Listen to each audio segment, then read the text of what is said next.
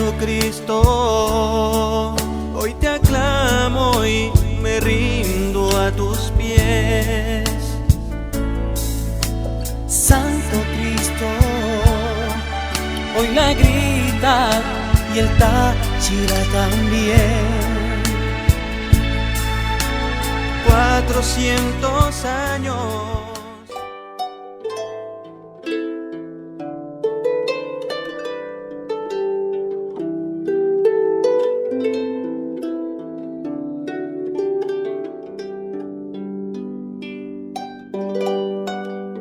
La Grita, ciudad del Espíritu Santo y la luz, está ubicada en un valle de montañas, vivificada por los ríos, grande y aguadías como la antigua Babilonia, besan y enmarcan su idílico paisaje. Es un pueblo de altura, de montaña, de paz, de canción. Corría el año de 1558 en una de las jornadas de Rodríguez Suárez. En su expedición de reconocimiento, envía a su vigía, el español Rodrigo del Río, para que se adelantara, y desde las montañas de las lagunas divisa al pueblo indio, que apacible despertaba entre el neblinaje mañanero del 14 de septiembre. Se llegaron hasta la ranchería donde fueron recibidos por la gritería. Rodríguez Suárez dejó hacia el camino con Mérida una cruz que señalaba su presencia. Esta es la primera relación de este pueblo que apenas está iniciando sus primeros pasos en la historia.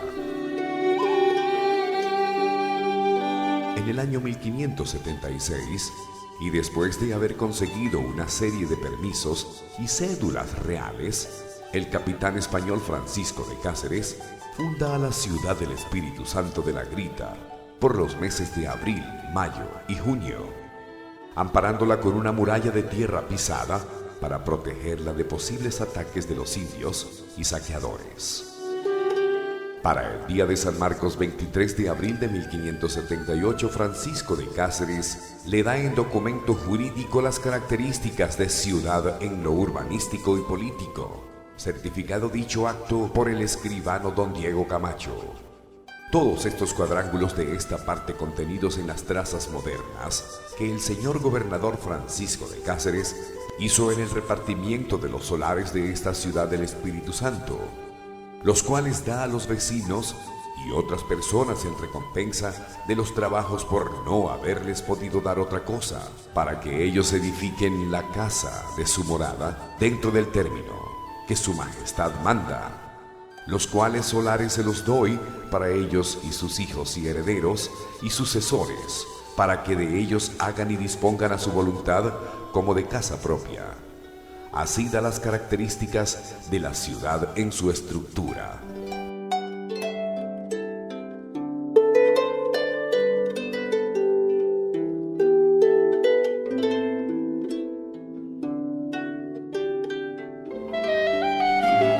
Señalando solares para las casas de gobierno de la iglesia, plazas, calles, ejidos y pastos.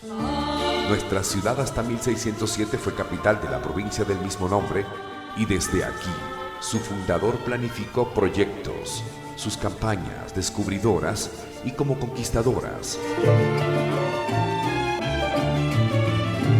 La Grita se convierte en madre, cuna de pueblos como Altamira de Cáceres, Barinas, Bailadores, Medina de las Torres, Salazar de las Palmas, San Agustín, Gibraltar, Ceboruco, El Cobre, Umuquena, San José de Bolívar, La Fría, Las Mesas y Coloncito.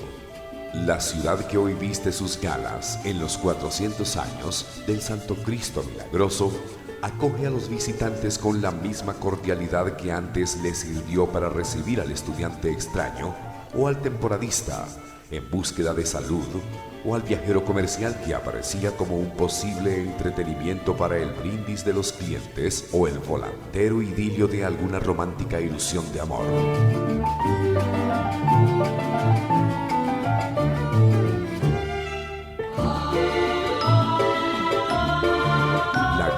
Con sus pequeños cambios en la habitual vigencia de la vida diaria, aspira a seguir transformándose para su contribución al progreso del país. Para nosotros, los que en ella nacimos y crecemos, es la ciudad de muchos sueños, algunos realizados y otros desvanecidos en el tiempo. Ante su señorial antigüedad nos inclinamos para reverenciarla.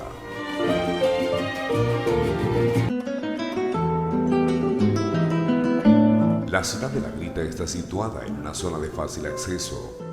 Dista 100 kilómetros de la capital del estado por la vía panamericana, siguiendo la ruta de Seboruco, La Fría, Colón y Michelena. También tiene acceso a través de la carretera Trasantina, 80 kilómetros. Disfrutando de un excelente paisaje y conociendo El Cobre, Páramo El Zumbador y Cordero. Hacia Mérida se comunica por las vías Panamericana y Trasandina, una hermosa opción para llegar hasta Pregonero y Bailadores. Son las vías alternas de Las Porqueras, Páramo del Batallón, o bien la que sigue la ruta de Benicara, Sabana Grande, Llano Largo, Pueblo Hondo, Pueblo Encima y Páramo La Negra.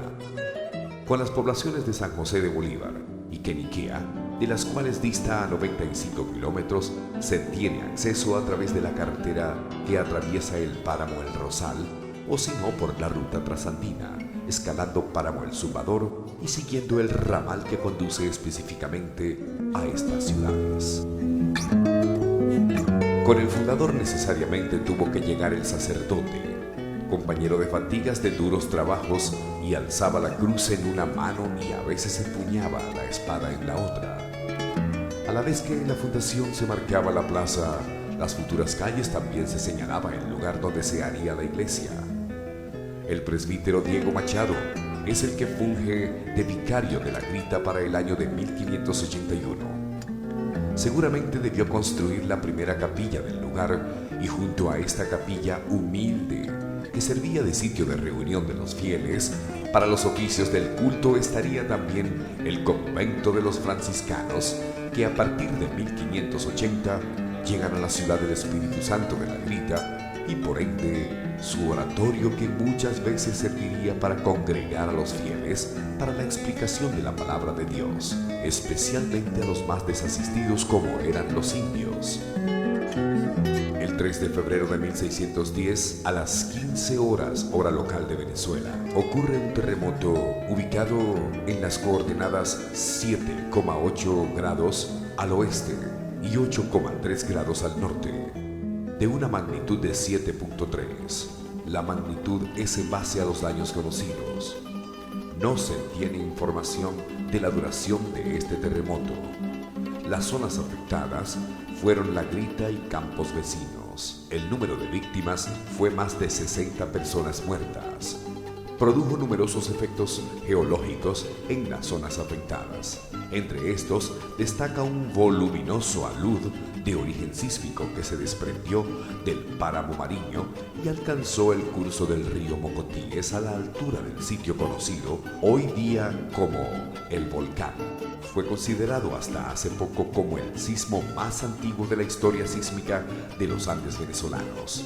Prácticamente destruyó el caserío de La Grita, pero sus habitantes se negaron a desocupar la tierra, ya que era considerada su hogar.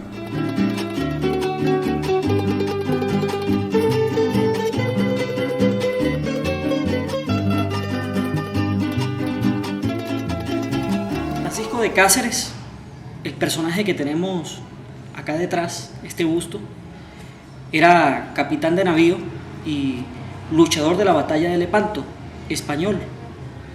Vino a La Grita en el año 1573 e hizo la primera fundación de esta ciudad, pero por razones de no tener un gran equipo, ¿verdad?, para batallar contra los aborígenes, que eran los Jumogría, tuvo que irse de La Grita y regresar 3 años después, en 1576.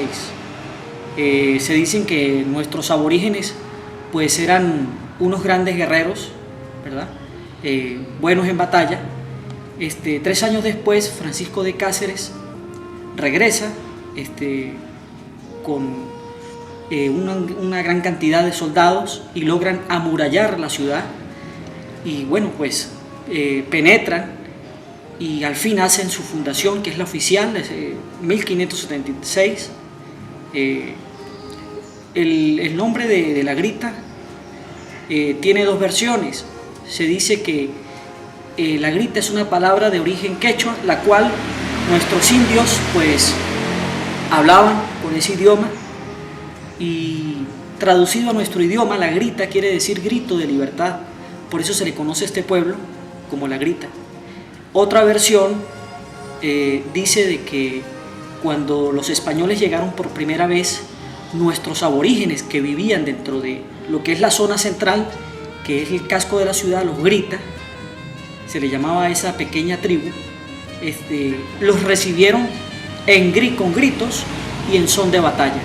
Entonces, por eso se le llama la grita. Se pueden usar esas dos versiones, ya que pues son fuentes extraídas de volúmenes hechos por autores que han investigado sobre la historia del Táchira, de la grita de Venezuela. Francisco de Cáceres viene con la orden franciscana, y estos franciscanos fundaron en 1579 el convento de Santa Clara, que quedaba al pie del Parque Jáuregui. Allí en 1578, un año después, fundan la primera escuela de pintura, escultura y primeras letras de Venezuela. Entonces, es importante saber que antes que Caracas, la primera escuela de pintura, escultura y primeras letras de Venezuela nació en La Grita. Con el terremoto de 1610, 30 años después, el convento quedó totalmente deteriorado y los lienzos, tallas de madera, todas las obras que se hacían allí, eso pasa a formar parte, se lo llevan a Pamplona y pasa a formar parte de esa nueva, aquella autoridad eclesiástica que era la que pues tenía vamos a decir, como la dirección, porque La Grita pertenecía a la provincia de Mérida en ese entonces. Entonces Pamplona era la autoridad eclesiástica de esta zona, o sea que no era estado Táchira, sino La Grita pertenecía a la provincia de Mérida. Con el terremoto de 1610, según la leyenda de Emilio Constantino Guerrero, estos franciscanos se fueron a la zona de Tadea. Es un campo cercano a nuestra ciudad, que pertenece a nuestro municipio. Allí, según la leyenda, dice que tenían una casa de retiro para hacer sus cuestiones espirituales, sus vigilias. Entonces, un personaje llamado Fray Francisco de Orellana es el que talla la imagen del patrono de la ciudad. Entonces, allí en esa narrativa podemos ver que, según el escritor, hace referencia a un milagro, ¿no? Que es un ángel el que ayuda a Fray Francisco a ser el santo. Y bueno, eso es importante, ¿no? Porque gracias a esa leyenda, pues la imagen como tal se ha dado a conocer en parte de Venezuela, casi toda Venezuela y en todo el mundo, y está cumpliendo 400 años de haberse hecho, según la referencia que podemos observar en la leyenda de Emilio Constantino Guerrero, gran personaje ilustre venezolano nacido en La Grita. Bueno, se conoce como el primer santuario del Cristo de La Grita, la capilla de la Santa Cruz, que quedaba al lado izquierdo de lo que es la entrada principal del Liceo Militar Jáuregui. Esta capilla, pues, allí estuvo hasta 1960, fecha en que fue destruida, pero allí fue donde se estuvo después de Tadea,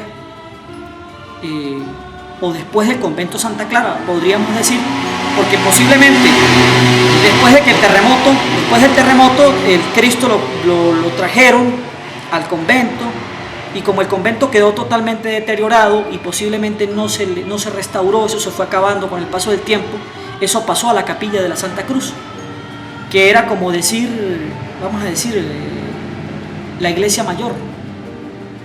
De la capilla de la Santa Cruz, el cura párroco Fernando José García la baja a una iglesia que él hizo donde está el Parque Jáuregui. Y con el paso del tiempo se hace la iglesia Nuestra Señora de los Ángeles y allí se coloca el Cristo.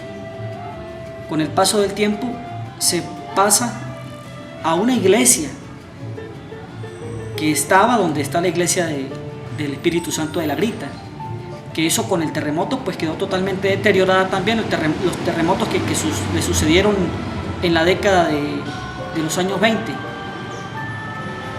de 1920. Eso Monseñor Jáuregui pues lo restaura y hace la nueva basílica, y allí pernota hasta hoy el Cristo de los Milagros. Relato o historia del Templo del Espíritu Santo de la Grita. Los presbíteros Álvaro Fonseca y Jeremías González hacen la fachada de la torre del templo, y Monseñor Acacio Chacón le da término a la obra en el año de 1915. El presbítero Eloy Contreras coloca los vitrales en el año de 1949. Ya en el año de 1937, el general José María García le dona al templo el hermoso reloj que ostentó hasta el año 2010. La capilla del Santo Cristo es obra del presbítero Raúl Méndez Moncada, con la limosna de los fieles y la colaboración magnánima del doctor Alberto Díaz González, quien regalará el altar de mármol y el trono del Santo Cristo y la baranda del comulgatorio, donado por los doctores Rafael Recao y Rafael Sanoja.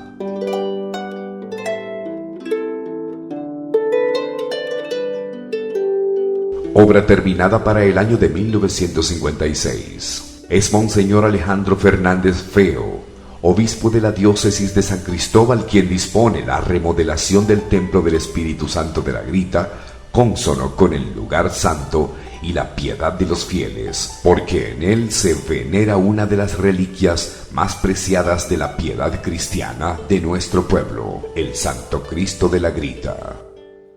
El 7 de enero de 1959 se emprende la obra. Los viejos techos de madera fueron sustituidos por otros de hierro, conservándose las mismas tejas musgosas que habían brindado su protección durante años al recinto sagrado. Las naves laterales y el arco toral fueron realzadas, las columnas mejoradas y dotadas de la gracia de las estrías que las hacen aparecer más elegantes y esbeltas.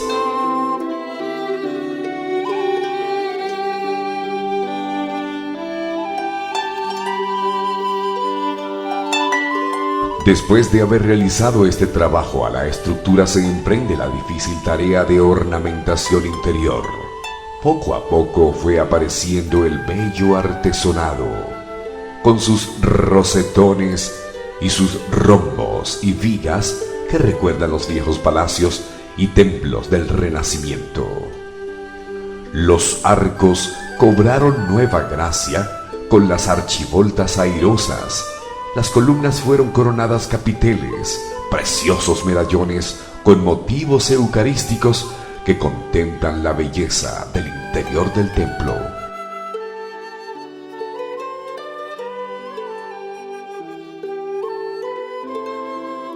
La historia cuenta que para el terremoto de 1810 se abrió una zanja que recorre la ciudad de norte a sur. Esa fisura bloqueó algunas calles, y para comunicarlas tuvieron que construir algunos puentes. Pues bien, paralela a esta gran zanja, en las profundidades de la tierra, existe una enorme viga de oro que, al igual que la falla, viene de la parte alta, quizá desde la Laguna Grande. Los gritenses tenemos que estar vigilantes para que nadie intente, movido por la codicia, llegar hasta la gran viga de oro. Por eso, cuando se hacen obras como esta o se excava para hacer algún edificio, estamos pendientes. No queremos que nadie encuentre esa viga de oro. Dicen que el día que se toque la viga de oro, la Grita se sacudirá y será más estruendoso y terrible que en 1810. Todo se destruirá y no quedará nadie para contarlo. Simultáneamente la Laguna Grande se desbordará y sus aguas caerán sobre la ciudad del Espíritu Santo y arrasarán con todo. Se dice que la Villa de Oro fue colocada por el Cristo Milagroso para proteger a sus habitantes de otro devastador terremoto.